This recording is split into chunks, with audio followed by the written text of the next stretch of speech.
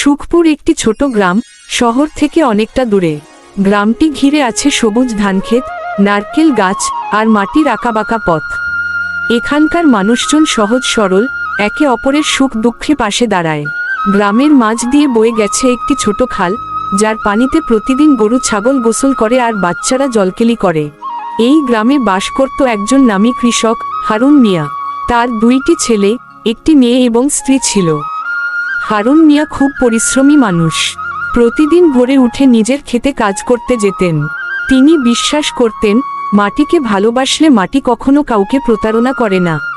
তার বাড়ির আঙিনায় ছিল একটি বড় আম গাছ, যা গ্রামের সবার প্রিয় ছিল।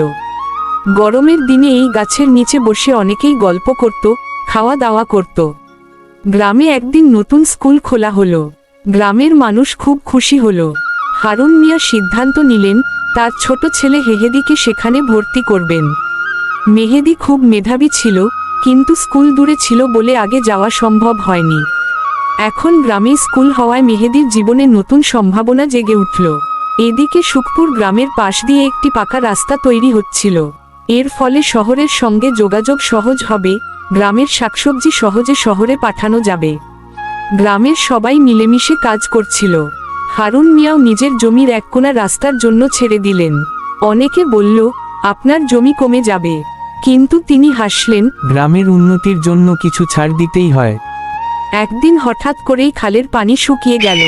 খালটি ছিল গ্রামের চাষাবাদের মূল উৎস। সবাই চিন্তিত হয়ে পড়ল। হারুন মিয়া বললেন, চলো সবাই মিলে খাল খুঁড়ে গভীর করি, যাতে বৃষ্টির পানি জমে থাকে। গ্রামের যুবক, বৃদ্ধ, নারী সবাই নেমে পড়ল কাজে। দিনরাত পরিশ্রম করে তারা খালটা পরিষ্কার করল, গভীর করল।